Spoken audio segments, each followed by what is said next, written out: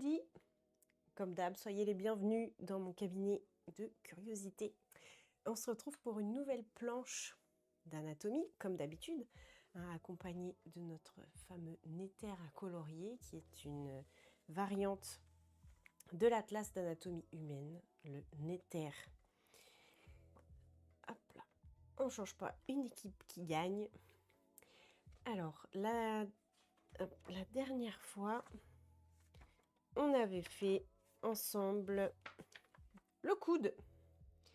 Voilà, c'est une vidéo que vous pourrez bientôt retrouver sur YouTube. La dernière que je viens de publier, c'est celle qu'on avait fait sur les ligaments de l'épaule aussi, qui était une sacrée planche. Et là, c'est pareil, on va voir aujourd'hui ensemble toutes les subtilités de la cage thoracique. C'est une entité anatomique magnifique qui permet évidemment de protéger tous nos organes nobles, hein, le cœur, les poumons, entre autres. Voilà, c'est les organes essentiels à protéger puisqu'ils nous sont vitaux. Donc cette cage est là pour protéger ces magnifiques organes. Donc on va découvrir ça ensemble ce matin. Ça va être trop bien. Hop, je me cale sur... Attendez. Que vous soyez bien. Parce que sinon c'est mon chic de vous parler de trucs alors qu'on voit rien à la caméra. Ok, est-ce que vous êtes prêts? On y part. Alors, la cage thoracique. Ben, vous voyez, ça commence déjà. Hop là. La cage thoracique appartient au squelette axial. On en avait parlé sur un autre live. Hop, on a la partie... On va le voir. Alors, qu'est-ce que je pourrais mettre qui est le plus parlant? Je vais laisser sur ça. Le squelette axial, c'est vraiment ce qui constitue l'axe du corps, qui est opposé au squelette appendiculaire qui fait partie des membres. Voilà, donc la cage thoracique, évidemment, je ne vous fais pas un dessin, ça fait vraiment partie de l'axe, hein, du tronc au niveau du corps humain. Il comporte le sternum qui est médian et antérieur. Le sternum, c'est cette partie-là, cet os plat que l'on sent à la face avant de la cage thoracique, qui est lui-même composé de plusieurs parties, on le verra. Le manubrium, le corps et la xiphoïde. On aura le temps d'en reparler tout à l'heure. Il va y avoir des noms un petit peu... Il faudra s'accrocher, hein, mais vous inquiétez pas, ça va bien se passer. Le sternum, qui est médian et antérieur. Médian, pareil, on l'a vu sur d'autres planches, ça veut dire au milieu. Antérieur, ça veut dire à l'avant. Hop. Médial ou médian, c'est ce qui est au milieu. Et antérieur, c'est ce qui est à l'avant, à l'opposé de ce qui est postérieur. Il est également donc composé du sternum, mais aussi de 12 paires de côtes. Chacune présente une tête, un col, un tubercule et un angle. On le verra tout à l'heure. Donc il y a 12 paires de côtes. La première côte appelée K. Les côtes en anatomie, elles ont la lettre K. Les cervicales ont la lettre C. Les thoraciques ou les dorsales ont la lettre T ou D, ça dépend de la nomenclature. Les lombaires ont la lettre L et le sacrum a la lettre S. Mais les côtes n'ont pas la lettre C puisque C c'est déjà cervical, donc on va dire K. K comme côte. Donc K1, qui est la première côte. Ça peut être assez surprenant, on n'imagine pas qu'elle monte si haut, mais K1 est vraiment sous la clavicule, juste en dessous des dernières cervicales, donc un peu sous, on va dire sous le trapèze, si on veut imager ça. En fait, j'espère que je ne vais pas toucher le micro. Si vous, là, vous allez toucher les clavicules, vous avez deux petites boules, là, en haut du thorax. Vous descendez, vous glissez juste en dessous, et vous allez tomber sur le cartilage de la première côte, K1. Et à l'arrière, Pareil, souvent, C7 ou T1, vous avez une vertèbre qui ressort plus que les autres à la base du cou. Si vous allez sur le côté, en fait, vous êtes sur la première côte. Si vous appuyez sur les trapèzes, vous essayez de les écraser un petit peu pour sentir l'os qui est en dessous, mais en fait, vous êtes sur la première côte. Donc K1 est vraiment très très très haut. Ça fait comme un collier, une ceinture là. En ostéopathie et peut-être dans d'autres disciplines, on appelle ça l'orifice supérieur du thorax. C'est ça oui, enfin, c'est l'orifice supérieur du thorax. C'est vraiment le détroit le plus haut de la cage thoracique. Et K12 avec le diaphragme va former l'orifice inférieur du thorax. Donc vous avez 12 paires de côtes, sachant que les deux dernières, K11 et K12, sont des côtes flottantes. Elles ne vont pas se réunir avec le sternum comme toutes les autres côtes, grâce à un cartilage. Elles sont libres. Vous allez pouvoir les sentir si vous descendez le long des côtes. Mais vous sentez souvent Alors, elles sont de taille variable. Les miennes sont très très asymétriques. Vous allez sentir, ça fait comme comment je peux dire ça, deux petites branches. Voilà. Au niveau des flancs, là, à l'arrière. Ça dépend la longueur. Elles vont s'arrêter soit à l'arrière, soit au niveau des flancs. Mais vous allez sentir les deux dernières côtes, donc K11 et K12, les côtes flottantes. Donc si on décrit un peu plus l'anatomie d'une côte en elle-même, vous allez avoir la tête de côte. Elle s'articule avec la facette costale inférieure du corps vertébral de la vertèbre sous-jacente. Alors rien que là, je vais essayer de ne pas vous faire prendre un Doliprane, ni un Néferalgan, non, évitez de citer trop de marques, du paracétamol, en tout cas on va dire la molécule, comme ça on va pas être embêté. Accrochez-vous bien. La tête de la côte, on l'a vu quand on parlait des vertèbres thoraciques, les têtes de côte vont venir s'articuler avec les vertèbres thoraciques.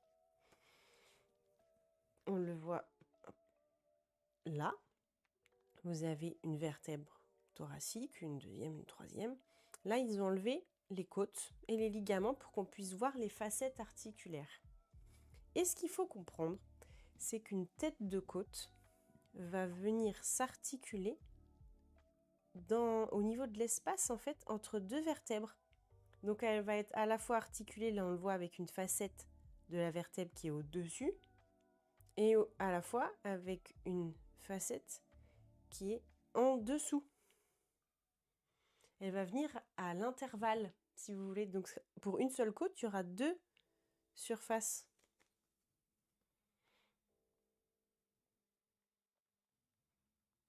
C'est ce qu'on nous dit là. Si on reprend mot par mot, elle est articulaire avec la facette costale inférieure du corps vertébral. Donc on a une facette qui est destinée à la côte, donc une facette costale inférieure. Donc si on prend une vertèbre, forcément, puisque à chaque intervalle, il va y avoir une côte, il y aura une côte ici, une côte ici, une côte ici. Vous le voyez, hein, chaque intervalle de vertèbre va y avoir une côte. Sur un corps vertébral, sur une vertèbre, il y aura deux facettes. Une en haut, une en bas. Pas pour la même côte. Donc là, si on prend cette vertèbre-là, peu importe laquelle c'est, il y aura une facette supérieure et une facette inférieure pour deux côtes différentes. Là, vous voyez, la côte, elle va arriver et la tête, elle va s'articuler là avec une facette qui est au-dessus, une facette qui est en dessous. Donc elle est articulaire avec la facette costale inférieure du corps vertébral de la vertèbre sous-jacente, donc du dessus, c'est ce qu'on vient juste de dire. Elle s'articule à la fois avec la vertèbre du dessus sur sa facette costale et avec la facette costale, cette fois supérieure, mais de la vertèbre du dessous. donc la facette qui est en haut, la supérieure, mais de la vertèbre du dessous, la sous-jacente. Ça fait des mots un peu complexes, mais c'est pas si compliqué que ça. Si vous comprenez juste que la côte vient se caler à l'interstice entre deux vertèbres, il lui faudra forcément une facette au-dessus, une facette en dessous. Donc, sur chaque vertèbre, il y a deux facettes costales pour deux côtes différentes. Et la même côte s'articule donc avec deux vertèbres.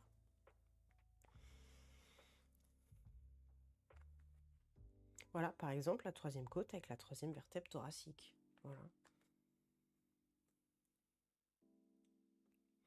Donc, là, on va prendre, mettons, K3. Elle s'articule avec la facette costale supérieure du corps de la vertèbre qui lui correspond. Donc, T3 avec K3.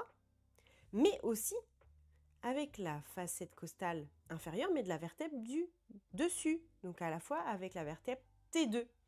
Donc, la troisième côte va s'articuler à la fois avec la vertèbre T3 et à la fois avec la vertèbre T2.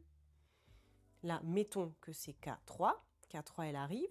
Elle s'articule avec T3, sa vertèbre qui lui correspond, et aussi T2.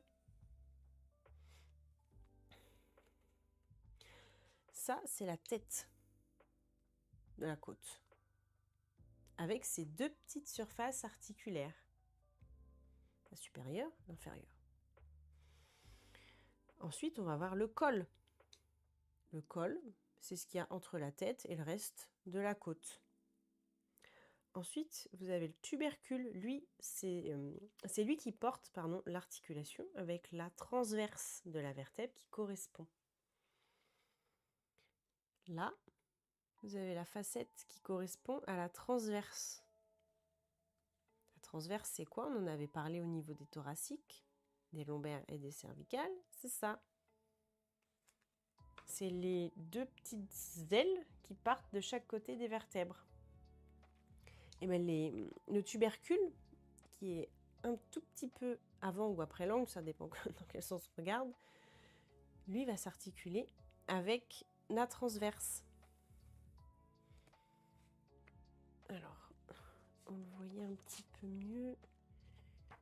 Il faudrait que je retrouve... Alors, je vais rechercher... Voilà. Là, on en avait parlé sur la planche des vertèbres cervicales et thoraciques. Là, vous avez une vertèbre thoracique qu'on voit du haut, la 6e. Imaginez, là, avec mon doigt, je vais faire une côte. Mon ongle, ce sera la tête. Hop. Et bien la tête, elle va venir se caler au niveau de la facette du corps. Donc là, je suis K6. Côte 6, elle vient se caler sur la facette supérieure de T6. S'il y avait une vertèbre au-dessus, là, il y aurait une autre facette, celle de T5.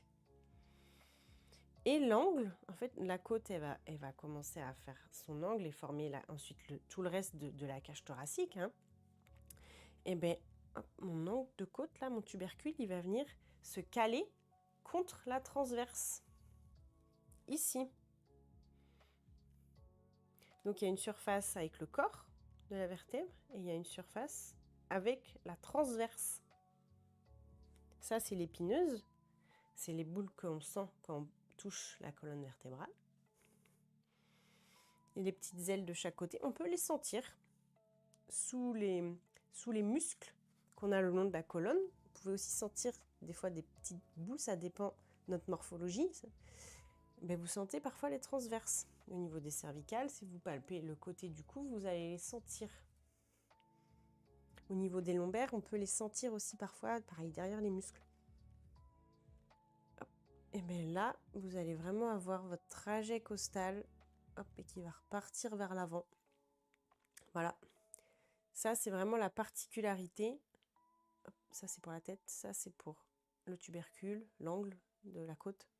C'est vraiment une particularité des vertèbres thoraciques vous allez avoir des surfaces articulaires sur le corps, sur les transverses. Si vous voyez ça, vous êtes sûr, c'est une vertèbre thoracique, sûr et certain. Si vous avez une vertèbre qui est trouée comme ça, c'est sûr et certain, c'est une cervicale. Une autre particularité des vertèbres thoraciques aussi, c'est qu'elles ont une épineuse pardon, qui est vraiment franchement inclinée vers le bas et vers l'arrière. Alors que si vous prenez une vertèbre lombaire, elles sont beaucoup plus horizontales comparées à une thoracique. Là, vous voyez la différence d'angle. Là, on est franchement vers le bas. Là, on est beaucoup plus horizontal. Voilà. Et l'angle. L'angle de la côte. On le verra, c'est là où elle tourne. Alors, les côtes, 1 à 7, s'articulent de façon indépendante avec le sternum. Ce sont les vraies côtes. Là, on voit, elles partent des vertèbres derrière et elles reviennent chacune à son étage. Voilà, son cartilage, son articulation avec le sternum. Ça, c'est de 1, 2, 3, 4, 5, 6, 7. Ensuite, les côtes 8 à 10 s'articulent par l'intermédiaire de leur cartilage costaux avec la côte sous-jacente. C'est les fausses côtes. Ensuite, elles vont commencer à se réunir, en fait, les unes par rapport aux autres. Ça, c'est les fausses côtes. Vous voyez que les cartilages commencent à fusionner les uns avec les autres avant de pouvoir retourner au sternum. Et les côtes 11 à 12, on l'a dit, elles s'articulent uniquement avec les vertèbres à la face postérieure. Ce sont les côtes flottantes. Alors, au niveau ligamentaire, qu'est-ce qu'on a au niveau des côtes? Eh bien, on a des articulations synoviales. Avec, donc synoviale en selle, ça c'est pour la sternoclaviculaire.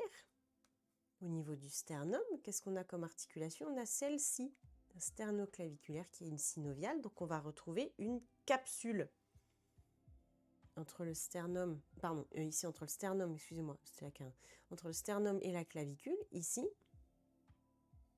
c'est une synoviale avec une capsule. Une synoviale, on en avait parlé aussi sur un autre live, hop là. Il y a toujours l'os et les deux surfaces articulaires cartilagineuses, la membrane, enfin la capsule, pardon, avec sa membrane synoviale qui sécrète le liquide synovial. Ça, c'est une articulation synoviale. Type, c'est on va dire, un truc qui n'existe pas. Là, c'est pour montrer sur le schéma. Mais tous ces types d'articulations-là, le coude, les vertèbres cervicales, au niveau du carpe, des métacarpes, le genou, il y en a plein des synoviales, il y en a énormément dans le corps. Et l'articulation sternoclaviculaire fait partie de ce type d'articulation. Donc elle a une capsule qui va de la clavicule au manubrium sternal. Elle autorise l'élévation, l'abaissement, la protraction, la rétraction et la circonduction. Souvent, les synoviales peuvent avoir plusieurs axes. Elle, c'est une articulation synoviale en selle et elle comporte également un disque. Donc on voit qu'elle a plusieurs petites particularités. Cette articulation-là, alors, est-ce qu'on nous l'a montré s'il y en avait d'autres? Non. Donc c'est une articulation en selle. Elle a 7 formes. À la fois avec un axe comme ça et à la fois un axe comme ça, comme une selle, puisqu'elle s'appelle articulation en selle. Des fois, l'anatomie, c'est tout con. Donc vraiment, vous avez vraiment cette formation comme si deux mâchoires venaient s'imbriquer l'une dans l'autre. Donc ça permet des mouvements dans plusieurs plans de l'espace. Et ça peut combiner. Si les deux sont en même temps, ça combine vraiment plusieurs types de mouvements. Pour la clavicule, ça autorise l'élévation, l'abaissement. Donc on peut hausser les épaules, là vous le voyez bien. L'articulation, elle va autoriser élévation, abaissement. Donc l'abaissement est beaucoup moindre que l'élévation, hein, on est d'accord, mais elle existe quand même. Donc vous avez de l'élévation, de l'abaissement. Vous avez de la protraction et de la rétraction. Donc vous pouvez envoyer les épaules vers l'avant. Enfin là on le voit bien, hein, du coup les clavicules se mobilisent, elles vont vers l'avant. Et aussi on peut sortir le sternum, donc on peut envoyer les clavicules vers l'arrière. Et on peut avoir la circonduction. La circonduction, c'est quoi? C'est la combinaison de plusieurs mouvements. Donc on peut tourner les épaules un peu, on peut tout combiner pour faire tourner les épaules dans tous les sens. Et là, c'est au niveau de la clavicule que ça se passe. Hein, ça, c'est la circonduction. Quand vous commencez à envoyer des mouvements de lancer, quand vous nagez, en fait, c'est des combinaisons de plein de mouvements dans l'espace. C'est des circonductions. On peut le faire aussi avec la hanche. Tout ce qui est les grandes articulations mobiles, elles sont capables de circonduction. Ça, c'est ici que ça se passe. Là, ils ont enlevé la clavicule, c'est cette articulation-là, là. Cette toute petite encoche. Celle du dessous que je vous ai montrée par erreur, c'est celle pour le cartilage de K1. On voit bien la forme du manubrium. Là, les deux faces, ces deux angles-là, ces deux faces, c'est pas des angles, ces deux faces sont vraiment pour deux articulations différentes. Et on nous a dit aussi qu'il y avait un petit disque. Sur certaines articulations, il y a des disques qui permettent de faciliter les choses et de rigidifier un peu, de mettre comme une sorte de joint qui est là, un coussin qui va aider cette articulation-là. Il y en a aussi au niveau du pubis, il y en a au niveau de la mâchoire. Les genoux, on pourrait aussi considérer qu'il y a une sorte de disque, puisqu'il y a des ménisques à l'intérieur. Voilà, donc il y a plusieurs articulations comme ça, où à l'intérieur, il y a un petit joint, un amortisseur. On le voit là, il le montre un petit peu ici, mais on le verra peut-être mieux en couleur. Voilà, je vais essayer de vous montrer ça. Donc là, c'est notre manubrium sternal, l'articulation pour la clavicule. Et là, ils ont découpé. Ils l'ont mis en coupe. Donc on voit la capsule qui est autour des surfaces articulaires. Et on voit là, il y a un troisième liseré gris. Et bien le troisième liseré, c'est le disque. Voilà, on le voit en coupe. Là, on revoit notre côte avec la tête et les deux surfaces articulaires. On le voit bien, c'est un peu pointu. C'est biseauté. On a le col après la tête. Ensuite, on a notre tubercule avec la surface articulaire pour la transverse. Et ensuite, on a l'angle de côte qui permet à la côte de prendre son virage et de former la cage thoracique. Vraiment, si on se fait une côte, imaginez, c'est ma côte, vous avez la tête, le col, vous allez avoir le tubercule qui va s'articuler avec la transverse, et après, l'angle va vraiment partir pour faire la forme vraiment de la cage thoracique de la côte. En tant que telle, ça va fermer. C'est ça qui fait prendre le virage à la côte, tout bêtement. Voilà. Ensuite, donc notre sternoclaviculaire, c'est un ligament qui va du manubrium à la clavicule, tout simplement, sternoclaviculaire, c'est dans le nom. Formé de ligaments antérieurs et postérieurs. Alors, est-ce qu'il va nous montrer? Non, on a l'interclaviculaire, sternocostal. Je regarde si on peut vous le montrer quelque part. Parfois, ils le mettent au niveau descriptif anatomique, mais on ne le retrouve pas forcément. En fait, des fois, c'est tellement fusionné avec la capsule que certains ligaments, on ne peut plus vraiment anatomiquement les différencier. C'est un maillage fibreux tellement solide, tellement rigide, tout s'imbrique. Donc des fois, c'est très difficile. Les premiers ligaments qui sont autour des capsules, en fait, c'est très difficile à vraiment individualiser anatomiquement parlant. Donc là, sur la planche, ils l'ont pas Je retrouve aucune planche. Je regarde bien, hein. Mais pour vous le montrer individuellement, je n'ai pas, malheureusement. Donc, il y a de fortes chances que ce soit autour de la capsule, puisque, de toute façon, c'est le ligament antérieur et postérieur. Vous en aurez un à l'avant et un, vous imaginez, la même chose, à l'arrière. Il va venir solidifier, il va venir en sandwich autour de la capsule. Ensuite, on a commencé à le voir, c'est l'interclaviculaire. Il est là, il va joindre les deux clavicules. Voilà, comme un hamac là.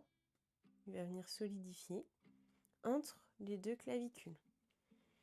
Donc il est entre les clavicules, il relie les deux articulations sterno-claviculaires. Jusque-là, on est d'accord. Et ensuite, on a le costo-claviculaire. Il va de la clavicule à K1, la première côte. Il fixe la clavicule à la première côte. Donc lui, il va être là, ici. Et pareil, il va amarrer la clavicule et la première côte l'une à l'autre. Là. Des fois, on peut le sentir, mais il y a aussi un muscle ici. Mais si vous passez sous la clavicule, vous allez sentir parfois, en fonction des morphologies, des petites fibres. Donc ça peut être le muscle sous-clavier, mais vous pouvez aussi sentir sur certaines personnes des petites fibres.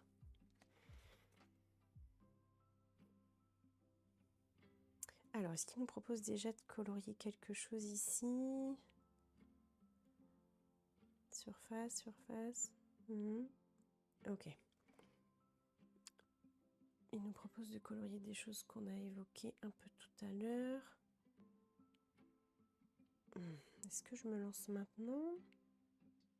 On va continuer à décrire ça pour l'instant. On est bien lancé. Ensuite, on a quoi comme articulation? On a les articulations sterno-costales. C'est ça qui définit si vous allez avoir des vraies côtes, des fausses côtes, des côtes flottantes.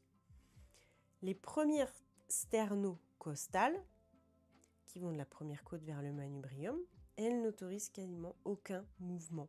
C'est vraiment là pour venir amarrer, solidifier, rigidifier la cage thoracique. Là, ce sont des articulations cartilagineuses primaires, des synchondroses. Là, il n'y a pas de capsule, il n'y a pas de liquide synovial, ce n'est pas une synoviale, c'est vraiment une articulation fibreuse. C'est très, c'est très rigide.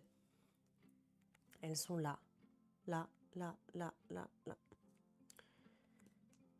Ensuite, vous avez l'articulation sternocostale type radiée. Côte 2 à 7. La première, n'autorise aucun mouvement. Et là, les suivantes vont être plus mobiles, hein, mais ça reste des articulations très rigides et fibreuses. La première est ici. Ensuite, vous allez avoir les 6 autres qui seront déjà un peu plus mobiles. Parce qu'il faut vraiment trouver pour la cage thoracique, c'est délicat, le bon équilibre. Hein, le corps humain a cherché ça avec des années d'évolution. tous les vertébrés. Le bon équilibre entre rigidité, solidité, mais aussi mobilité, puisque nos poumons, eux, ils ont besoin quand même, on a besoin de respirer pour vivre. Donc, il faut quand même laisser l'opportunité aux poumons de s'expandre, mais tout en restant rigide, puisqu'on ne peut pas s'expandre à l'infini et exposer et devenir comment je pourrais dire ça, vulnérable. Enfin, il faut que ça reste quand même hyper rigide et solide, à la fois dans nos fonctions vitales pour survivre. Enfin, vous voyez, c'est vraiment un équilibre subtil entre toutes ces fonctions-là. Donc, il faut à la fois que ce soit mobile et rigide. Donc, elles vont autoriser quelques mouvements de glissement. Ce sont des synoviales planes. Là. Tout ça. Donc là, il y a une petite synovie. Celle-ci, c'est fibreux. Là, on a de la fibre et un peu de synovie. Voilà. si on veut être très très précis. Il nous précise vraiment bien que c'est des synoviales planes. Et elles sont cartilagineuses primaires, c'est des synchondroses aussi. Hein. Donc vous voyez que même moi, ça me fait travailler mes neurones, hein, parce que toutes les petites subtilités, la cage thoracique, c'est vraiment un petit bijou de forteresse, si je puis dire. Vous voyez vraiment la complexité, rien que sur une côte, une thoracique, toutes les variations, toutes les subtilités qu'il y a partout. La cage thoracique, c'est vraiment quelque chose de très perfectionné. Et donc, il y a quelques petits mouvements de glissement. Ben oui, pour pouvoir autoriser, quand on respire, que la cage thoracique s'expand, il y a des petites mobilités au niveau de ces cartilages, mais il ne faut pas que ça parte non plus dans tous les sens. Donc, ça n'autorise que quelques degrés.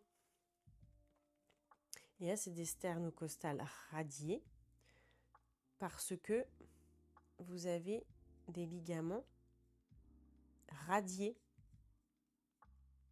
C'est pour ça qu'on les appelle comme ça. Ensuite, on nous parle de quoi? Ben, la costo-chondrale ou chondro-costale. On peut dire dans les deux sens. Parce que vous avez votre articulation entre le sternum et la côte, mais vous avez aussi une articulation entre la côte et la côte, si je puis dire. Puisque ici, c'est du cartilage, mais là, c'est de l'os. Et la transition, cette jonction entre les deux, ben, ça forme une articulation. Donc pareil, ça va encore donner des petits degrés de mobilité en plus. En rajoutant une articulation, on se laisse une opportunité de mobilité supplémentaire. Encore une fois, pour pouvoir assurer cette fonction vitale de respirer. Donc quand on cumule plein de petits degrés, ça nous évite d'avoir une seule articulation qui bouge beaucoup, sur laquelle tout dépend. Là, on démultiplie, si vous voulez, on peut dire ça comme ça, on démultiplie les petits degrés et les petits angles de mobilité pour avoir une grande mécanique, quand on cumule tout, qui est plus fluide, plus solide, mais un peu mobile quand même. Ça allie le meilleur des deux mondes. Pardon. Les costochondrales ou chondrocostales, c'est des cartilagineuses primaires. Ces cartilagineux, fibrocartilagineux, on l'a vu au niveau des articulations. Alors, les articulations fibreuses, là, les cartilagineuses, on en avait parlé, c'est des structures associées par du tissu conjonctif fibreux. Hein. Au niveau des sutures du crâne, pareil, c'est la même chose. C'est des types d'articulations rigides qui autorisent peu de degrés de mobilité. En général, les articulations fibreuses, c'est fait pour ça. Et là, elles sont associées aussi avec du cartilage pour les articulations cartilagineuses. Ces articulations donc, sont primaires, c'est ce qu'on a dit, hein, par rapport au cartilage de croissance, ou secondaires, par rapport au disque intervertébral, par exemple. Là, nos côtes, elles sont de type primaire, liées au cartilage de croissance. Voilà.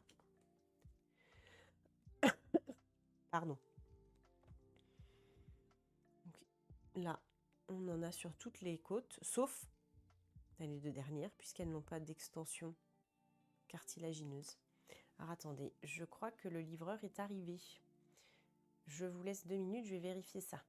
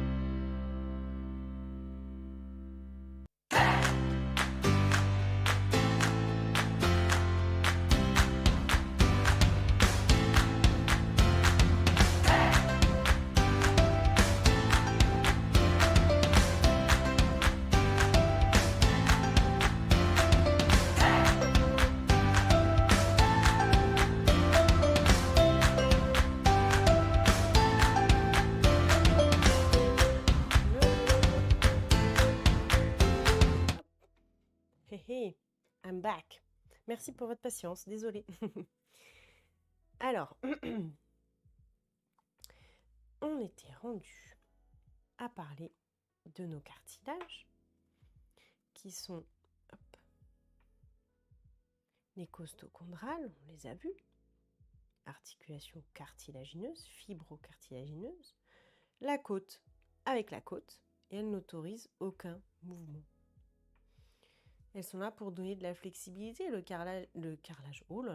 cartilage étant plus mou que l'os, mais ça permet, comment je pourrais dire, une sorte de... Le fait qu'il y ait ce cartilage dans la cage thoracique, ça donne un peu du tampon, si je puis dire. Ça donne de l'élasticité, hein, c'est fibrocartilagineux. On le voit bien, hein, c'est ça qui permet aussi de pouvoir enfoncer la cage thoracique sur des massages cardiaques. On se rend bien compte qu'il y a quand même une flexibilité, hein, une élasticité à cette cage thoracique. Et heureusement, sinon on pourrait absolument... Enfin, on pourrait respirer beaucoup moins facilement. Vous avez les interchondrales, qui sont des synoviales planes, qui permettent, donc interchondrales, entre chondre, c'est le cartilage. Hein, vous pouvez l'entendre sur certains types de médicaments qui sont chondre quelque chose. C'est à visée cartilagineux. Quand vous avez chondre, on parle du cartilage. Entre deux cartilages, ça autorise quelques mouvements de glissement. Voilà. Vous en avez là, les interchondrales. Tout ça, ça permet. En fait, quand les côtes remontent, le cartilage remonte vers le sternum, bah forcément, ça crée des zones de... C'est pas de conflit, hein, mais ça va créer des zones de glissement, là, entre les différentes rampes chondrales. Voilà. Alors, parlons un petit peu du plan fonctionnel. Sur le plan fonctionnel, la cage thoracique participe à la respiration. On en parle depuis tout à l'heure, via ses insertions musculaires, le diaphragme, les muscles intercostaux, etc. Il y en a d'autres, les scalènes, enfin bref. Il y a plein de muscles respiratoires accessoires, donc qui aident, ou principal évidemment, qui est le diaphragme. Hein. Elle est là, la cage thoracique aussi, pour protéger les organes vitaux intrathoraciques, notamment cœur, poumon, alors qu'elle assure le passage d'importantes structures anatomiques provenant ou se dirigeant vers la tête ou vers l'abdomen. Ben oui, c'est aussi un carrefour, cette cage thoracique, hein, puisque il y a le cœur, les poumons, mais il faut aussi protéger forcément les bronches, il faut protéger l'aorte, il faut protéger tout ce qui est les veines également, veines pulmonaires, tout ce qui remonte aussi de l'abdomen. Voilà, donc il y a quand même beaucoup de monde. Le diaphragme est percé de plusieurs trous pour tous ces défilés-là, pour toutes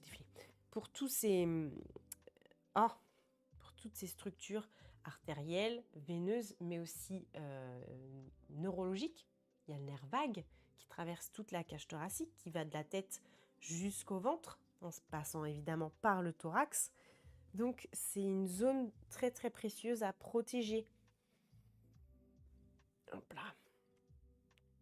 Donc, l'orifice supérieur de la cage thoracique, on en a parlé tout à l'heure, hein, cette ceinture autour de la première côte. Et l'orifice inférieur, voilà, ici, par rapport à la 12e côte, là, cette fin de cartilage de 10e côte, le diaphragme, voilà, tout ça, c'est l'orifice inférieur du thorax. L'ouverture thoracique inférieure est largement fermée par le diaphragme abdominal, un important muscle squelettique intervenant dans la respiration. Voilà, c'est le muscle respiratoire principal, le diaphragme. Le membre supérieur s'attache à la cage thoracique au niveau de la ceinture pectorale ou scapulaire. On en a parlé quand on parlait de l'épaule. Alors, non, c'est après.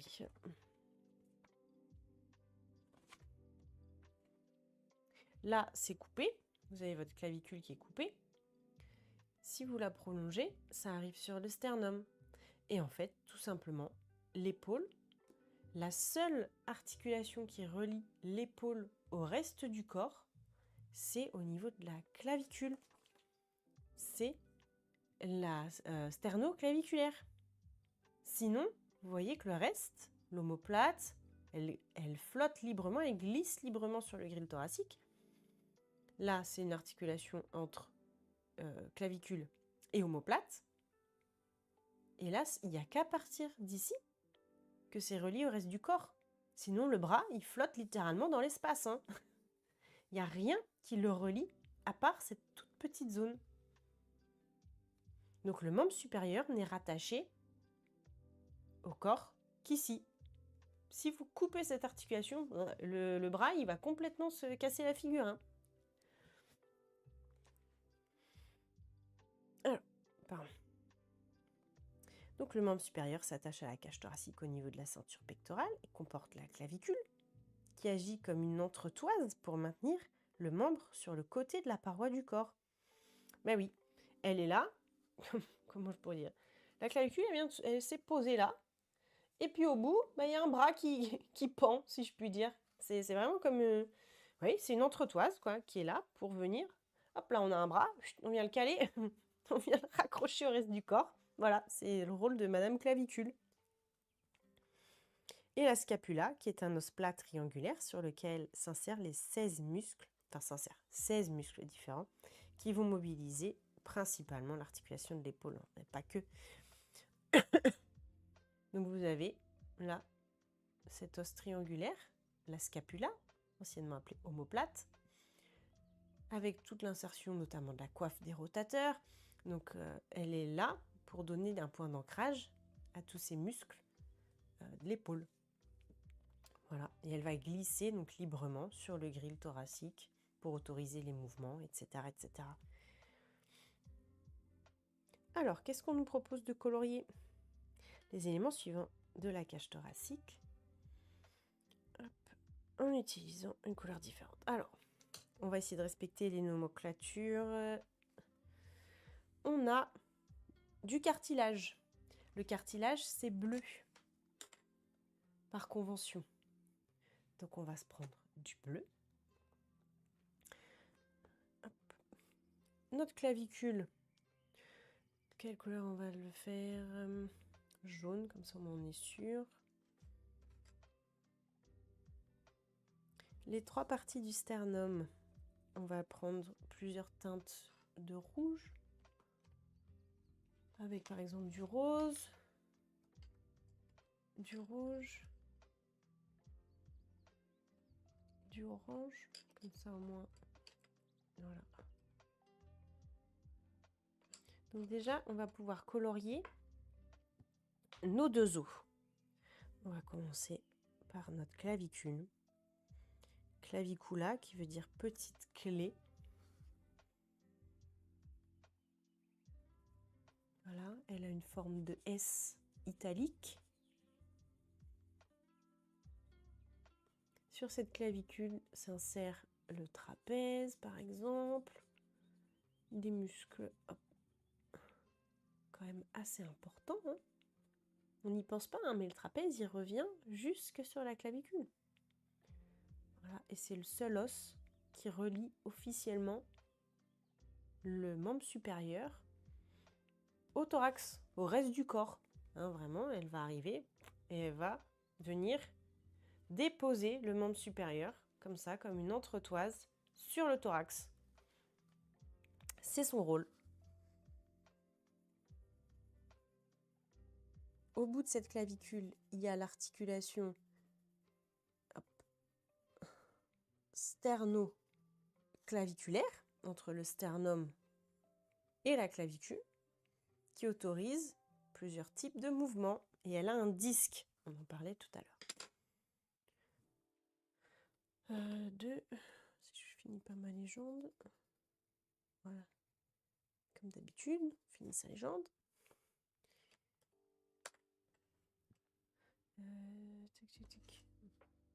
Là aussi, on a une clavicule, mais elle est coupée. Hein, c'est la planche qu'on a vue tout à l'heure, avec notre clavicule coupée. pour pouvoir voir notre disque articulaire. Ben, ça y est, je vais tomber mes affaires. Hop là.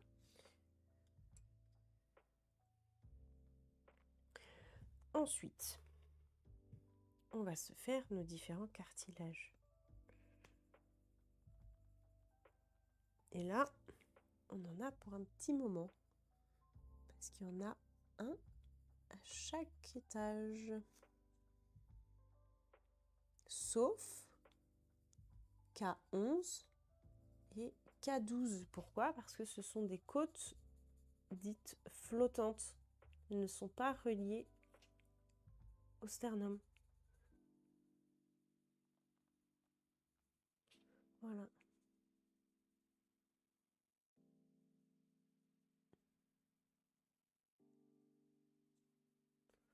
Voilà, tout ça, c'est du cartilage.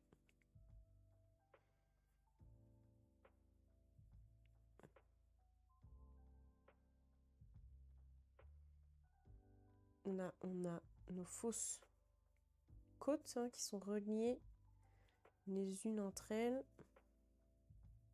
Voilà. Par une même rampe chondrale, une même rampe cartilagineuse. Ça, c'est de K8 à K10. On a la même chose exactement de l'autre côté. Voilà, ça s'articule tout le long du manubrium, du corps, mais pas au niveau de la xiphoïde.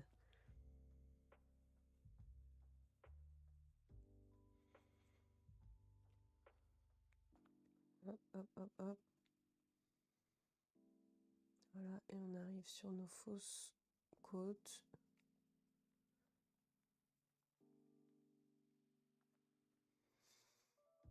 Ah, on commence à se voir quelque chose là.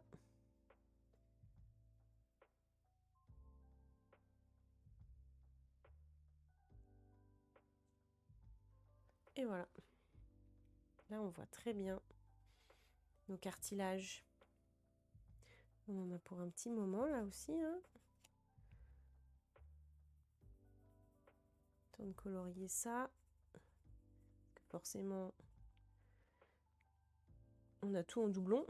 Déjà qu'on a 12 côtes, enfin 10 avec du cartilage. Et forcément, c'est des paires. Voilà. Ça, c'est cartilagineux et avec les zones de glissement qu'on a vues entre les différentes côtes.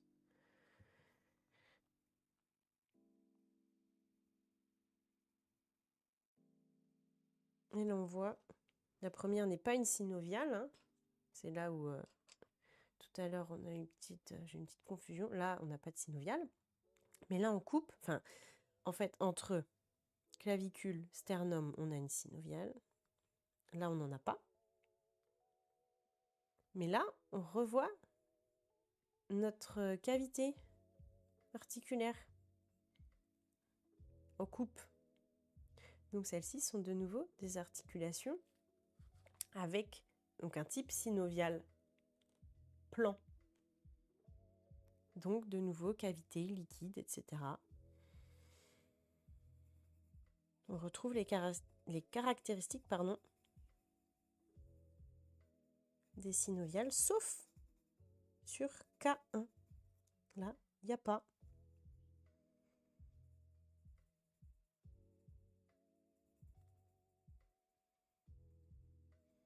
On retrouve nos surfaces de glissement.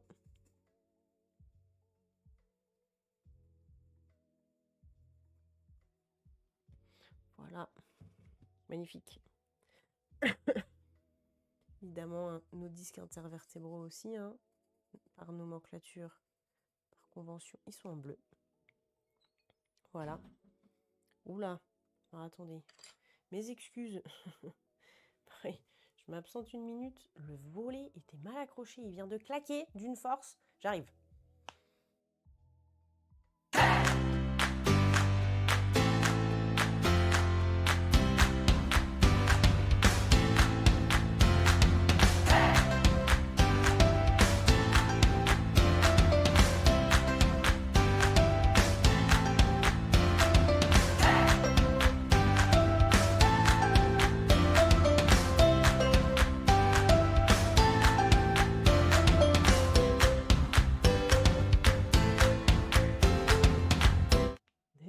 pour la nouvelle interruption.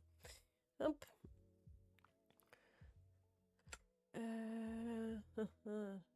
Oui, ça, il faudra se garder d'autres couleurs de bleu pour tout à l'heure. Et là, c'est pareil, on a notre petit disque articulaire qui est là. Celui-là, on l'oublie pas. Hein? Notre disque.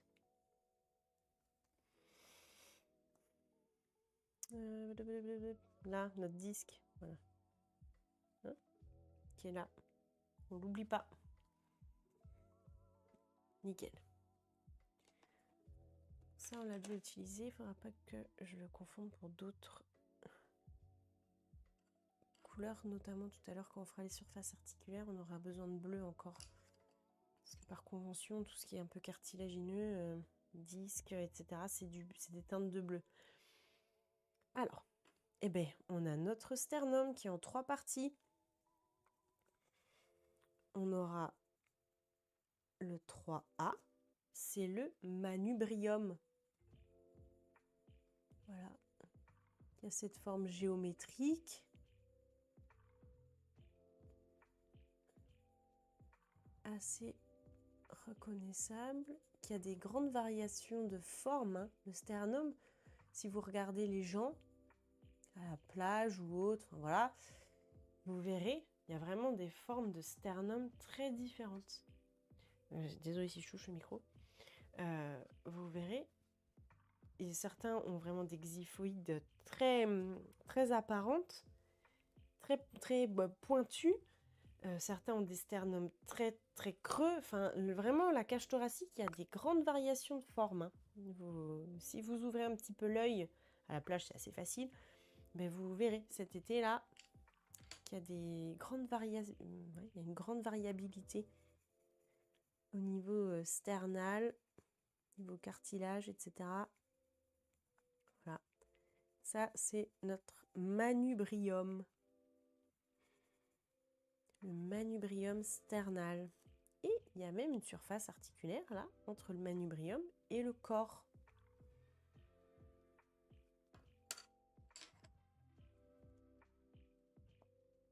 Notre corps, qu'on va faire en 3B. Ah mince, j'ai oublié ma légende.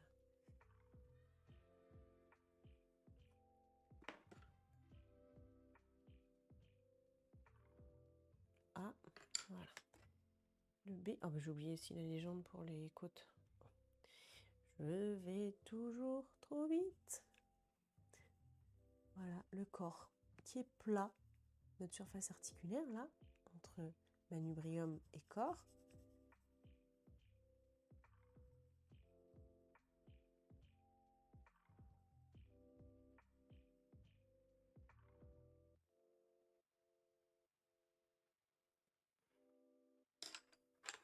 Je finis mes légendages, là, parce que c'est quand même plus propre, là. Là, on voit, là, ce qu'il y a là. Mais c'est le disque intervertébral entre, ça c'est quoi? T1, première thoracique, puisqu'il y a l'articulation avec K1. Donc ça c'est le disque T1, T2 derrière le manubrium. On le voit en perspective. Là.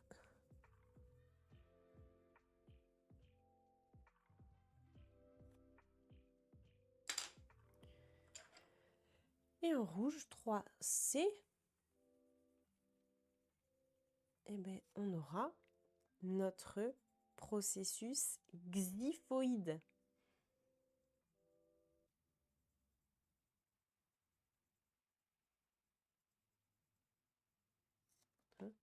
Si vous allez tout en bas du sternum, là, au niveau du plexus solaire, là, vous allez la sentir, la xiphoïde. C'est la petite pointe qu'on a. Ça peut être assez sensible. Hein.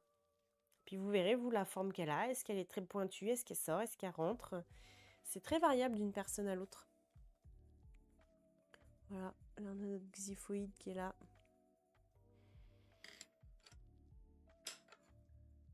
Ça, c'est notre manubrium. Voilà.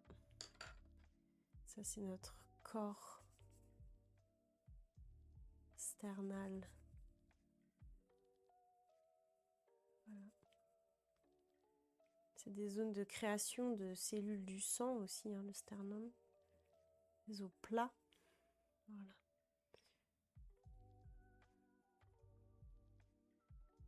Paf. Et puis je vois que là aussi, par perspective, on les voit, nos disques là. Là.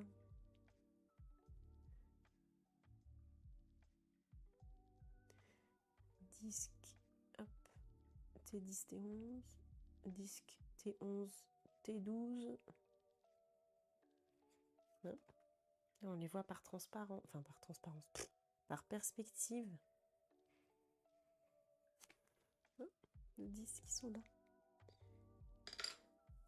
Et les transverses, hein, c'est ces petites ailes des vertèbres. Hop là. Bleu, on est bon. Là, on est bon. Maintenant, on va s'attaquer aux surfaces articulaires. Donc, il va de nouveau nous falloir des teintes de bleu différentes. On a notre surface articulaire costale supérieure. C'est la surface de la tête de la côte pour la vertèbre de numéro immédiatement inférieur à celui de la côte. Donc là, mettons, si on est sur K2, la deuxième côte, ici ça va s'articuler avec la première vertèbre thoracique, T1.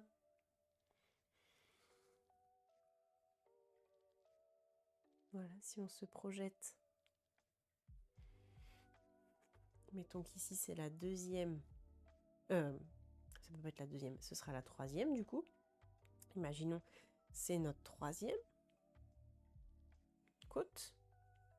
Ici, ce sera la deuxième vertèbre, donc la surface articulaire supérieure, elle est pour T2. Et l'inférieure sera pour T3.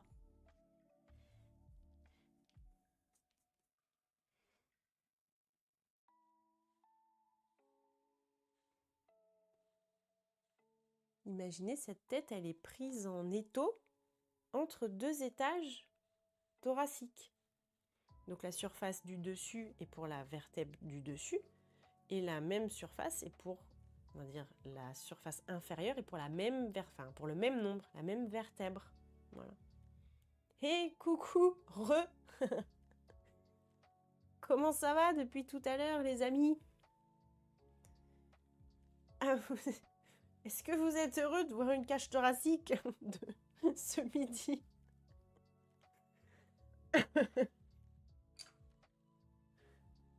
Heureux. Coucou les amis. Merci pour le raid, ça fait chaud au cœur. Heureux. C'était bien la partie de LOL et tout? Ça s'est bien passé? Oui, il y a plusieurs parties, j'imagine.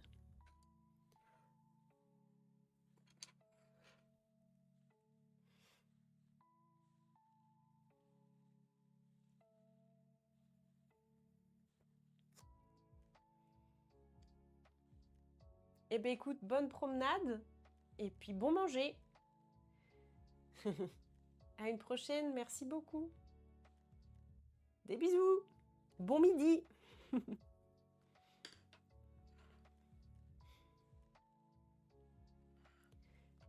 Tac. Donc là, on continue à comprendre comment s'articule notre côte par rapport à la cage thoracique et surtout par rapport aux vertèbres. Parce que là, on est en train de voir notre tête de côte, c'est un peu comme une mine de crayon, si vous voulez. En fait, je ne sais pas si ce sera très judicieux, mais vous avez la tête de côte, elle vient s'insérer entre deux vertèbres, entre guillemets. C'est très imagé. Donc, vous allez avoir une surface au-dessus pour la vertèbre du dessus, et vous allez avoir une surface articulaire inférieure pour la même vertèbre. Donc si ça, c'est la troisième côte, au-dessus, ça va s'articuler avec la deuxième thoracique, donc la deuxième vertèbre thoracique, et la surface du dessous est pour la vertèbre du même numéro, donc la troisième vertèbre thoracique. C'est ce qu'on voit ici. Si ça, c'est la troisième côte,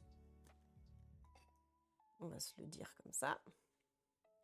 Ça, c'est K3. Ici, ce sera T3. Ici, ce sera T2. Et ici, mettons, peu importe, hein, c'est T1. Voilà, ici, cette surface qui est au-dessus, c'est pour T2.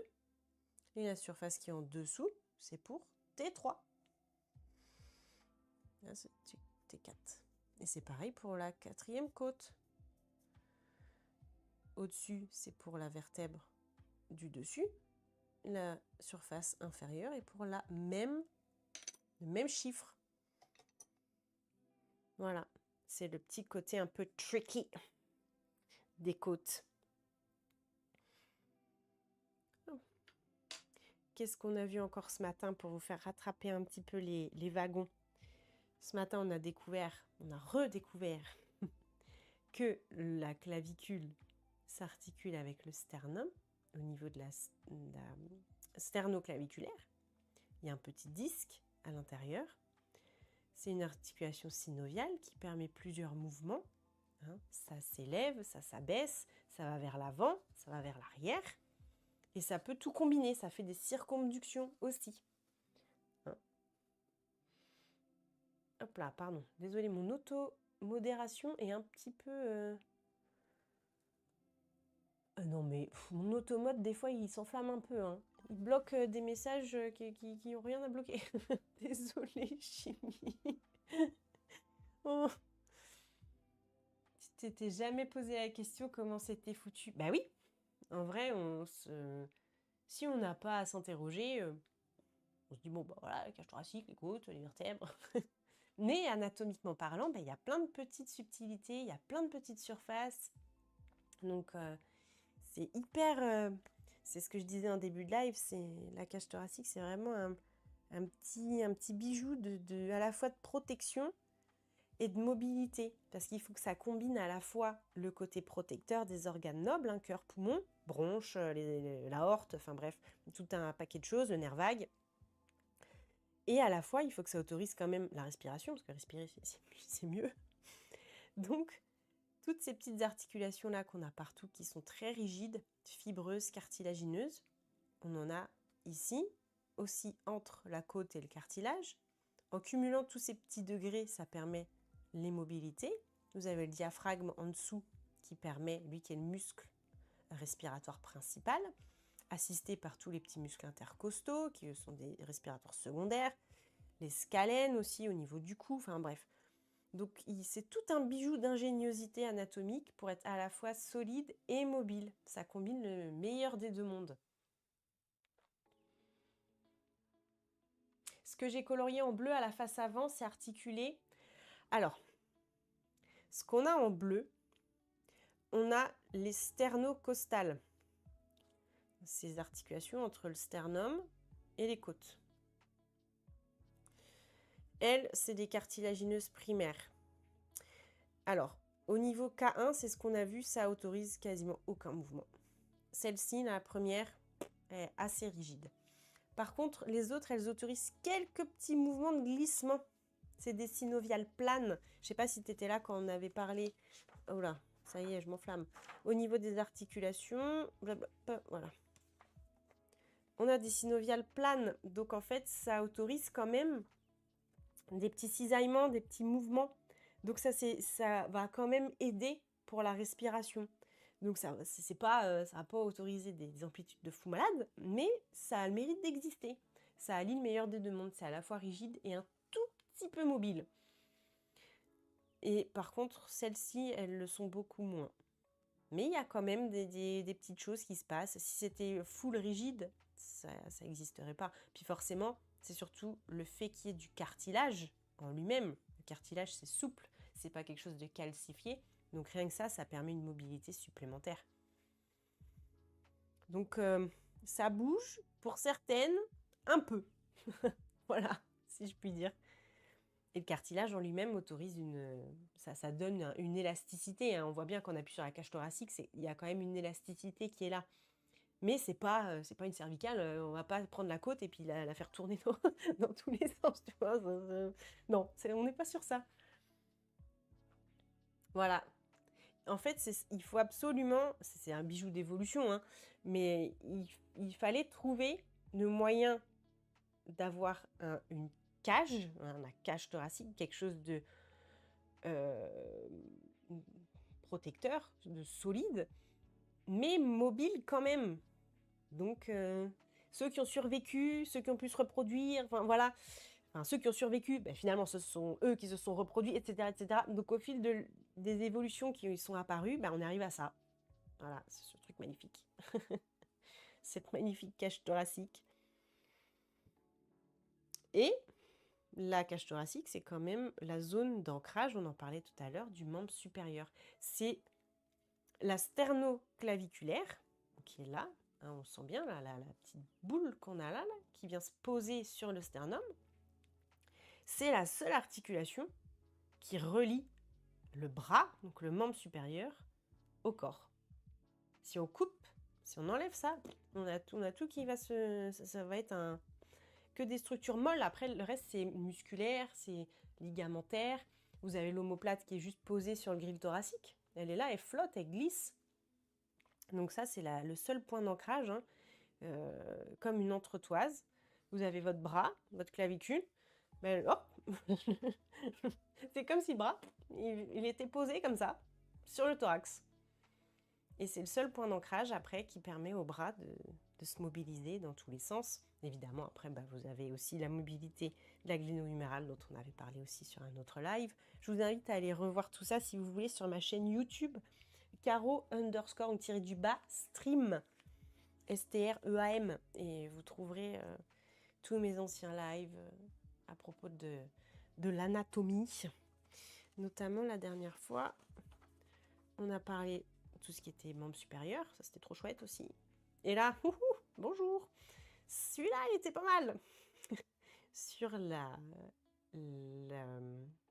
le côté ligamentaire, capsulaire, la coiffe, voilà, tout le système d'ancrage de l'épaule.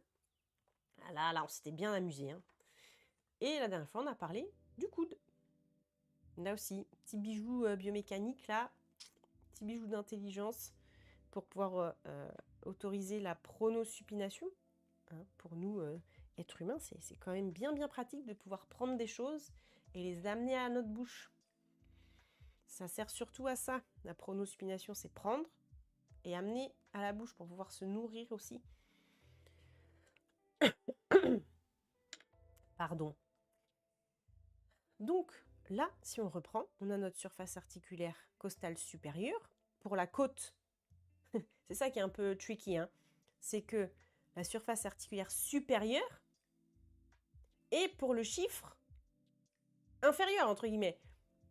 Enfin, pas que entre guillemets, mais voilà, faut se dire ça dans sa tête. K3, sa surface du dessus, c'est pour la vertèbre qui a un chiffre de moins. Mais c'est parce que la vertèbre est au-dessus, vous voyez. Il faut se le représenter dans l'espace, quoi. Faut pas trop se le dire dans sa tête, parce que sinon, ça donne envie de dérailler un peu. Et après, on a notre surface inférieure, la surface articulaire costale inférieure. Donc, surface articulaire de la tête de la côte, jusque-là on est d'accord, pour la vertèbre, de même numéro. C'est carré. On est sur K3. La surface inférieure s'articule avec le même chiffre, le même numéro. On a quand même 10, 11, 12. Hop. Voilà. Donc ce serait cette surface-là, celle du dessous. Hein? Celle-là, c'est pour le même chiffre. Vous voyez bien que c'est sur la même vertèbre. Ça, c'est pour le même chiffre. Celle-ci, c'est pour la surface supérieure. Hein? Je vais refaire les couleurs. Là, on est sur le bleu un peu plus clair. Donc, on est sur la surface pour la côte du dessous. La tête, elle viendrait là. Hein? La tête, elle vient se caler là.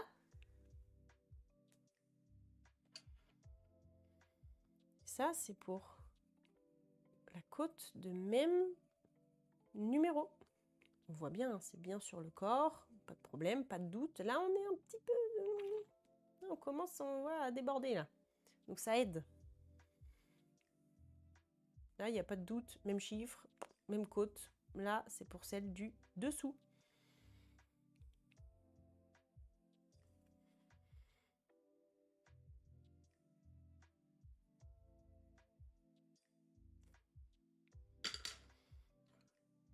Et on a... Alors, il ne nous propose pas de tête, tubercule, angle. Je vais me permettre de mettre le 6C. Hein. Parce que là... là... Notre 6C pour notre facette. Hein, avec le tubercule et la facette. Pour cette fois, la transverse. Parce que oui, on l'avait vu quand on avait étudié la cage thoracique. Les vertèbres thoraciques, pardon. Hop, hop, hop. Notre côte, elle arrive. La tête vient se caler sur le corps de la vertèbre. Et ensuite, elle va s'anguler. Elle va faire un angle. Et elle va venir s'articuler avec la transverse. Donc là, il y a une petite surface articulaire, là. Parce qu'on a os contre os, sinon ça ne va pas le faire. Elle va faire une angulation. On dira ça comme ça. Me faites pas dire ce que j'ai pas dit, ok?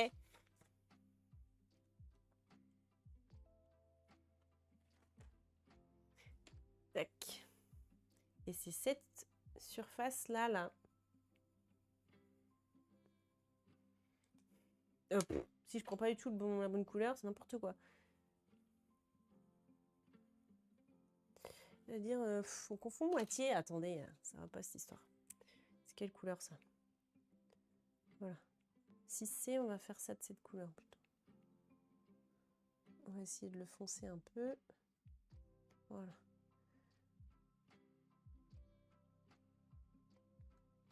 Ça, c'est pour l'angle. Hein? Pour l'angle de notre côte. Ça, c'est pour la tête de la côte. Ça, c'est pour la tête. Tête, tête. Tout ce qui est là, c'est pour la tête. Tête, tête. De toute façon, on les voit en dessous. Ça, c'est pour l'angle. Pour le tubercule. Voilà. Là, ce serait là, là. C'est caché derrière.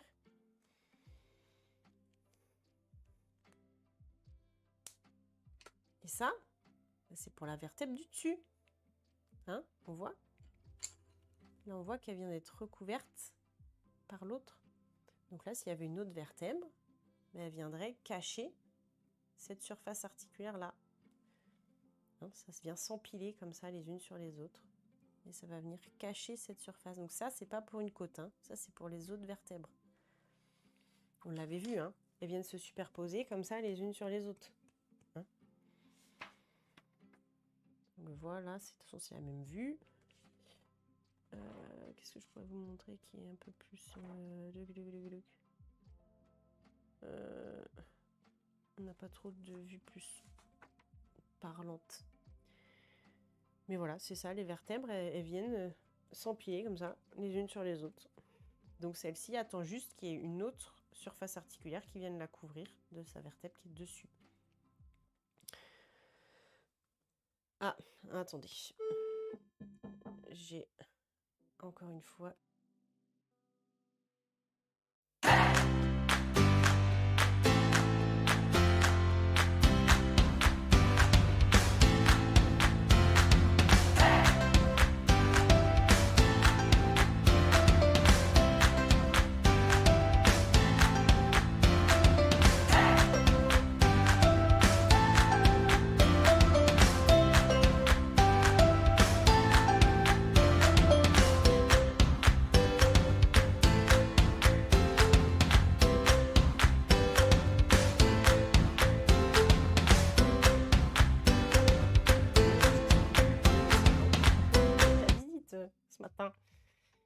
entre le livreur, le facteur, le volet qui se décroche. Alors, là, on est bon. Qu'est-ce qu'on pourrait faire pour mieux comprendre notre côte? Il nous propose aussi de colorier la tête. On va pas forcément se les colorier. Attends, comment on peut faire ça plus mieux? Je vais essayer de faire un truc. On va voir si ça rend quelque chose. 6A, c'est la tête. Donc on va se colorier la tête de côte plutôt. On va tâcher parce que les surfaces aussi, elles font partie de la tête. Donc ça, c'est la tête de la côte. Attendez, si vous voulez. Voilà, on se fait un petit coup de violet là. Voilà. Ça c'est la tête de la côte. Oups là, j'enflamme un peu.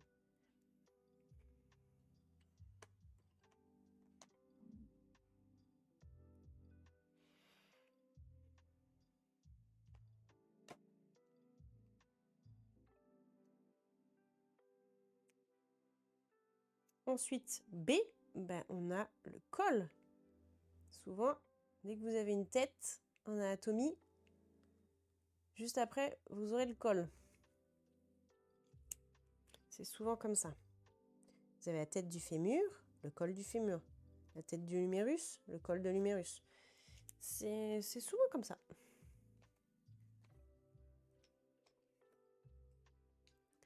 Là,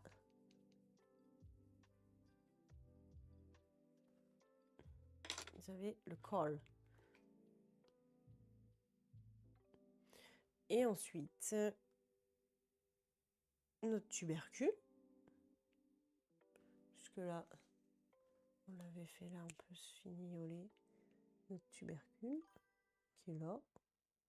Paf! Ah. Bon, là, le légendage, j'espère que vous me suivez, hein, parce que c'est pas trop simple. C'est bien de comprendre. La tête de l'utérus, évidemment. Par contre, on a le col de l'utérus, mais on n'a pas la tête. C'est bien un des rares trucs où ça se vérifie pas toujours. Hein. Pareil, on a la tête, mais on n'a pas, il n'y a pas toujours le col non plus. C'est bizarre, des fois en anatomie, il y a des trucs, c'est toujours pareil. Puis tout d'un coup, bah, il y a une exception. Voilà, puis on est heureux.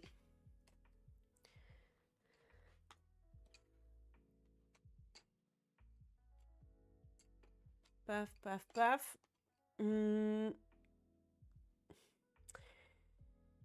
Et ensuite, l'angle de la côte. Quelle couleur on se fait ça? Parce que le problème, c'est que je fais encore du bleu. J'ai déjà plein de trucs bleus.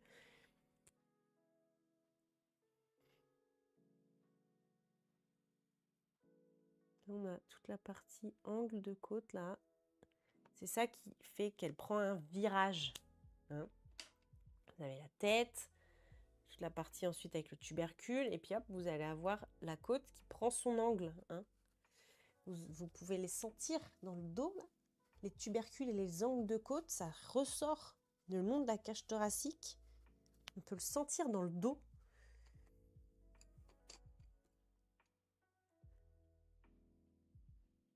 Hein, toute cette zone-là.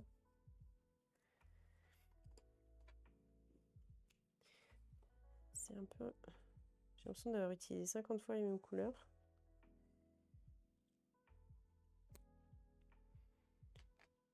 Voilà. Alors, est-ce qu'on peut rendre quelque chose un peu plus didactique encore? Parce que là, on nous parlait de choses, mais on les a pas coloriées du tout. Hein, on n'a pas fait beaucoup de ligamentaires. Si on faisait notre capsule. Là, on a notre capsule entre la clavicule et le manubrium.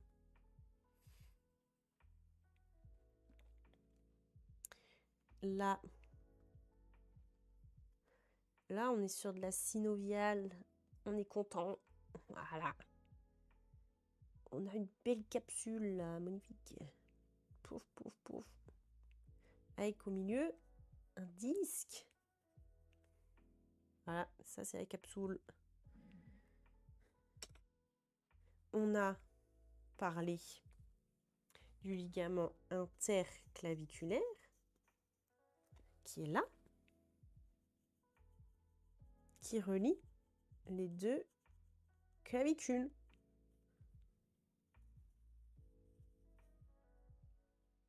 Il est là, lui.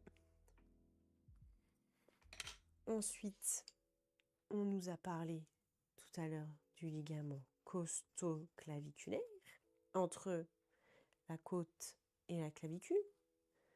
C'est lui. Il est là. On peut le sentir si on palpe sous la clavicule. Sur certaines morphologies, là, on peut sentir les petites fibres. Bon, il y a aussi du muscle. Hein. On a du sous-clavier. Mais on peut le sentir parfois. C'est un peu sensible d'ailleurs. Notre ligament costoclaviculaire. Là.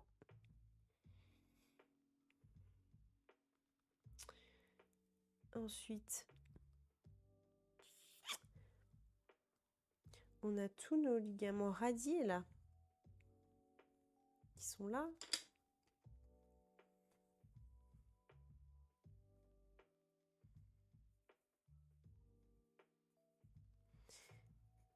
Hein, radiés, on comprend pourquoi elles s'appellent comme ça. On voit vraiment que le ligament, il rayonne. Hein.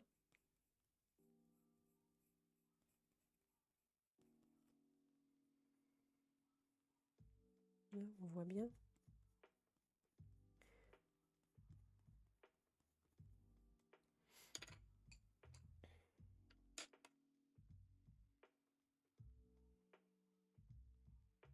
Ça, on a vu, ça, on a vu. Et là, on n'oublie pas aussi, on en a parlé, que là, au niveau des sternocostales, ben là, on a en fait, c'est des synoviales. Donc, on a des cavités et des petites capsules. Hein, on dirait pas comme ça, mais elles sont là. On a nos cavités articulaires, sauf pour la première côte, il n'y en a pas. Hein, ils sont là, nos ligaments radiés de la tête. Hein, ça expand sur le corps vertébral, sur le disque aussi, et sur la vertèbre du dessous. Voilà. Sur le disque. Et on a aussi différentes extensions ligamentaires, là, hein, la costo-transversaire, par exemple. Il y a beaucoup de... Il y a un côté fibreux, vraiment, dans la cage thoracique. Hein. Il faut que ça soit rigide. Donc, il y a des ligaments, des fibres dans tous les sens. Hop. De quoi on peut parler encore? Il y a même un ligament intra-articulaire, pour vous dire. Dans la capsule, il y a un petit ligament au milieu, là. Non, il faut que ça tienne, quoi. Hein. Il faut vraiment, vraiment que ça tienne. Alors. Il ne nous parle pas des... Ah, voilà. J'allais dire, on avait nos interchondrales tout à l'heure, là. Interchondrale, entre le cartilage. Et bien là, vous avez vos petits plans de glissement, là. Hein, entre les côtes, voilà. Ça, là, ça glisse. Parce que forcément, quand on respire, il ne faut pas qu'il y ait d'accrochage, si je puis dire, vu le nombre de fois où on respire dans la vie. Alors, de quoi on a parlé qu'on n'a pas... Vous vous souvenez de celui-là, hein, le ligament longitudinal antérieur qui vient solidifier la colonne vertébrale à l'avant. Toujours là, lui. Il y a le même, hein, d'ailleurs, à l'arrière, mais il n'est pas... Là, ils l'ont enlevé pour que ce soit plus simple. Nos interchondrales, on en a parlé là. Je vérifie toujours, hein, si j'ai pas oublié des trucs.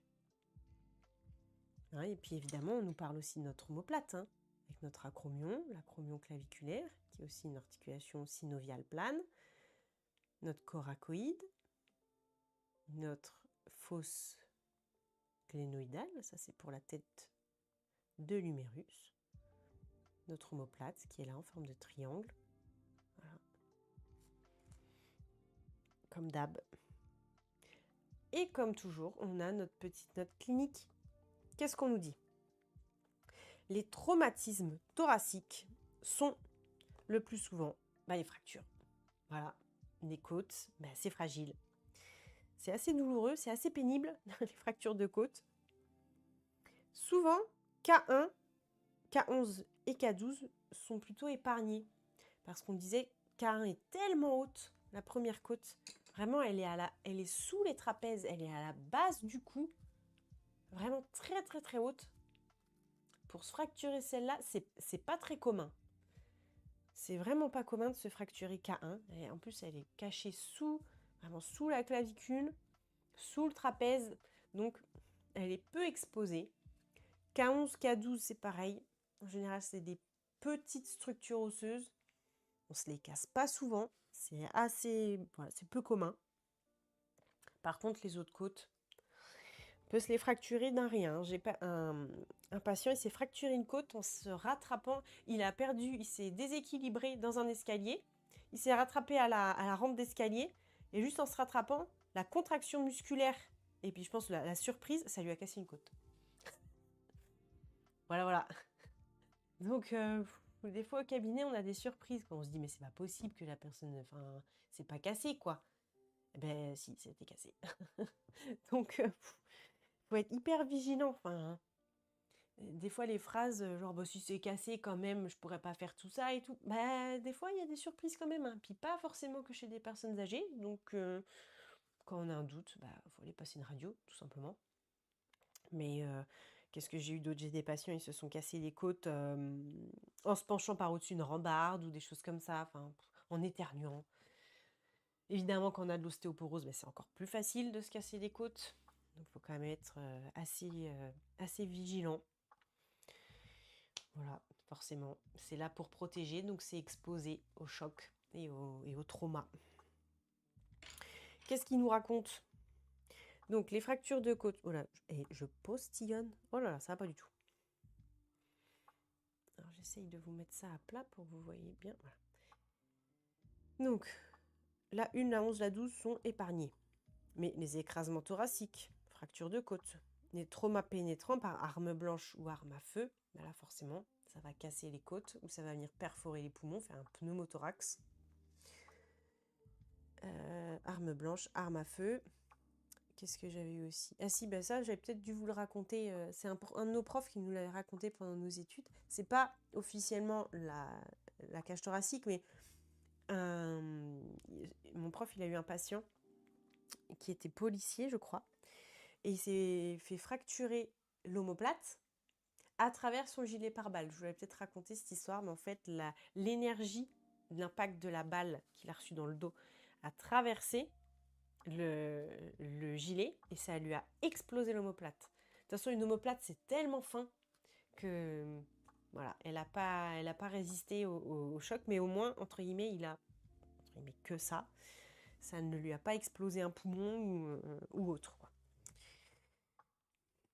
Les douleurs des fractures de côte sont habituellement intenses en raison des mouvements de la cage thoracique pendant la respiration. Oui, le problème des fractures de côte, c'est qu'on ne peut pas les immobiliser.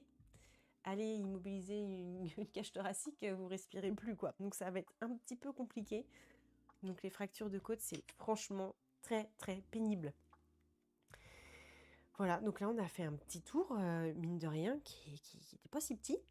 mais de la cage thoracique, des côtes. On a reparlé un petit peu du membre supérieur. Voilà, que je vous invite à retourner voir sur ma chaîne YouTube. Si vous voulez revoir ce qu'on a dit sur le bras, vous voulez revoir ce qu'on a dit sur la cage thoracique, sur les vertèbres. Voilà, c'est vraiment trop chouette. Je regarde un petit peu si au niveau de mon éther, il n'y a pas des choses que je pourrais vous montrer qui sont pertinentes, qu'on n'a pas évoquées. Non, je regarde là, on a notre cage thoracique. On en a déjà parlé. Et après, on part sur de la myologie. Donc, on est pas mal. Si je pouvais... Alors, je regarde. Je suis en train de regarder s'il y a des choses que je peux vous montrer qui ont de l'importance.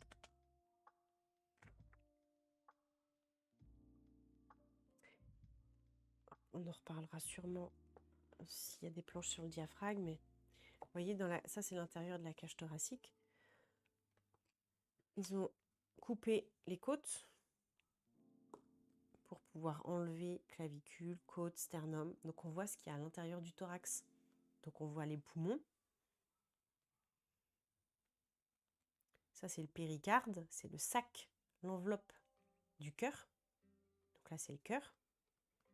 Vous avez l'aorte qui va commencer qui sort, qui va descendre jusque dans l'abdomen et qui remonte aussi au niveau des carotides. Vous avez où est-ce qu'elle est la cave, la veine cave supérieure, il y a la veine cave inférieure aussi qui remonte depuis le membre, depuis l'abdomen, tout ce qui est drainage aussi des membres inférieurs. Enfin voilà, il y a beaucoup de gros vaisseaux qui vont arriver dans la cage thoracique. Vous avez deux organes nobles, poumons, cœur. Donc c'est vraiment une zone qu'il faut protéger. Il y a le nerf vague aussi. Ce qu'ils l'ont mis, non, il n'y a que le nerf phrénique, mais il y a aussi le nerf vague qui descend, qui traverse le thorax. Je regarde s'ils l'ont mis ailleurs. Et c'est là qu'on voit... Alors, là, vous regardez quelqu'un du dessus, et vous avez enlevé ses poumons, vous avez enlevé le cœur, et là, vous voyez que la cage thoracique, il y a des trous, elle est trouée pour faire passer... Donc la veine cave inférieure, comme on disait tout à l'heure, vous avez l'aorte thoracique qui descend après dans l'abdomen. Et on voit les coupoles du diaphragme avec sa partie fibreuse, là, les deux coupoles fibreuses. L'empreinte pour le cœur, recouverte par le péricarde. Là, on a la plèvre qui est l'enveloppe des poumons. Voilà, il y a tout ça à protéger. Et évidemment, l'œsophage, on n'oublie pas. Les bronches, voilà, il y a un ensemble de choses et là on se rend bien compte, voilà, si vous regardez, là on voit du dessus, là on regarde du dessous, on a les vertèbres lombaires ici, on regarde du dessous, donc là on a de l'aorte abdominale, mais vous voyez, le diaphragme, comment c'est fait, il y a les zones fibreuses pour soutenir les organes et il y a les trous, il est troué un petit peu de partout pour laisser passer. Vous voyez les différents vaisseaux, les nerfs, les artères. Voilà, là on voit la xiphoïde, la pointe du sternum. Voilà, comme ça vous permet un peu de vous rendre compte comment ça s'articule, comment ça se décline dans notre cage thoracique. Voilà, et le diaphragme marque la frontière, si je puis dire. Voilà, c'est la zone de démarcation entre le thorax au-dessus et l'abdomen en dessous. Voilà. Et tout ça, ça forme le tronc. Voilà, on dit le tronc, le thorax, l'abdomen. Au milieu, il y a le diaphragme thoracique. Voilà. Et on se rend compte, là aussi, nos poumons. On voit à quel point les poumons remontent haut. Ils remontent vraiment jusque sur la première côte, derrière les clavicules. Et on se rend compte aussi que notre foie est largement protégé par la cage thoracique. Il remonte haut sous le diaphragme. Hein. Le diaphragme, il fait vraiment une coupole, un parachute, comme ça. Et le foie est vraiment protégé, il est sous les côtes, parce que lui aussi, c'est un organe très noble qui permet de filtrer ce qu'on consomme. Donc, et s'il n'était pas là, on pourrait s'empoisonner avec un ensemble de choses. On ne pourrait pas aussi évacuer nos propres déchets. Hein, les reins aussi sont là pour ça. Et c'est d'ailleurs pour ça qu'on le voit voilà, en vue postérieure. Donc on a toujours nos poumons cachés derrière, nos côtes. On voit notre foie un peu par transparence. Et on voit qui là? En forme de haricot. Ce sont nos reins. Et les reins, contrairement à ce qu'on pense, ils sont très hauts. Vraiment, sous les dernières côtes, vous avez les reins. Donc en fait, bon, même s'il y a des douleurs projetées évidemment, mais les reins ne sont pas vraiment au niveau des lombaires en tant que tels. C'est très imagé. Hein. Ils dépassent quand même un petit peu jusqu'à L1, L2. Hein. Mais imaginez qu'ils sont presque dans... Enfin, ils ne sont pas dans la cage thoracique non plus, hein, parce qu'ils sont sous le diaphragme, mais ils sont vraiment protégés, eux aussi, derrière les côtes. On le voit. Hein. Ils sont vraiment protégés par K11, K12, là, parce que eux aussi, ce sont des organes très nobles qui sont là pour filtrer et éviter qu'on s'empoisonne par ce qu'on consomme ou par nos propres déchets. Hein, ça filtre notre sang, ça crée l'urine, etc. Ça permet d'évacuer nos déchets et le foie filtre le sang. Donc, voilà, ce sont des organes nobles aux yeux du corps, comme les poumons, le cœur. Voilà, ils remplissent des fonctions extrêmement essentielles. Voilà, il y a des organes dont on peut se passer, entre guillemets, la rate notamment. Si on vous enlève la rate, vous pouvez survivre, enfin vous survivrez. Vous serez un peu plus exposé aux infections. Il faut faire attention parce que la rate filtre le système immunitaire. Voilà. Et la rate est aussi d'ailleurs sous les côtes. Mais on peut vivre sans aujourd'hui. Avec la médecine, voilà, vous serez beaucoup plus surveillé au niveau infectieux, mais on peut vivre sans. On peut vivre avec un tiers d'un rein aussi, hein, d'un seul rein. On peut vivre avec un seul poumon. Enfin, heureusement, le corps est quand même bien fait. Il a mis certaines choses plus ou moins en double, où des fonctions sont parfois assurées conjointement par deux organes. Donc, ça fait que s'il en manque un, c'est OK. Voilà, l'évolution est quand même, le corps est quand même bien fait. Mais voilà, cette cage thoracique est là pour protéger ces magnifiques organes. On aura l'occasion d'en reparler, évidemment, quand on fera des planches sur la partie viscérale. Voilà, là aussi, on a une planche anatomique où on voit bien les poumons derrière la plèvre. Voilà, ils ont coupé le sternum, ils ont coupé les côtes. Voilà, on voit nos magnifiques poumons. Et puis les vaisseaux, évidemment, hein, qui ressortiraient du cœur. Voilà, poumons in situ.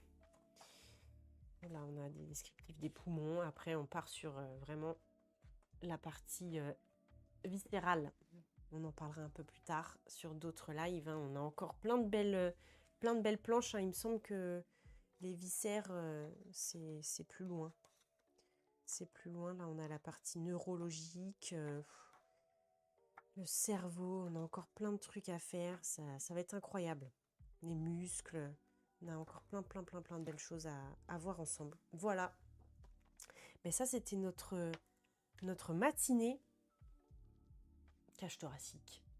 Voilà, chaque fois je dis notre matinée, mais il est 13h quasiment. Voilà. Et ça nous a quand même fait 1h45 sur la cage thoracique, il nous fallait bien ça. Voilà, donc merci encore d'avoir suivi. Les amis, je regarde juste si éventuellement...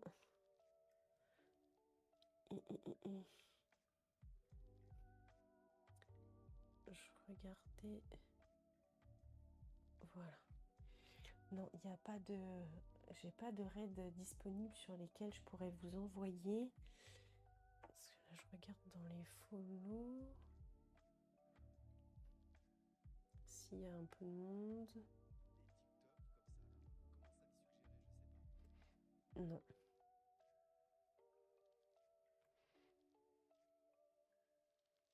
Donc on va se laisser là. Je vais moi aussi aller me faire mon petit manger. Tout simplement. Alors, toc. Ah voilà. Je me débat avec mon gestionnaire de stream. Donc merci encore pour tout. Je vérifie quand même si j'avais rien à vous dire. Non, je pense que j'ai vraiment fait le tour là. On a fait un sacré tour là ce midi là. Merci encore pour vos belles énergies. Merci pour le raid. Merci pour votre présence. Merci pour vos questions. J'espère que ça vous a plu. Et vous pouvez encore une fois retrouver tous mes replays de live Twitch sur YouTube. Voilà, je vous fais plein de bisous. Merci encore, bon appétit à tout le monde.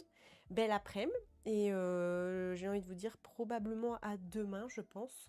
Soit pour de la natte encore, soit pour du gaming, à mon avis, probablement du Disney ou quelque chose comme ça. Voilà, donc prenez bien soin de vous et de votre cage thoracique. Et puis, je vous dis à très vite. Je vous embrasse bien fort. À une prochaine. Ciao.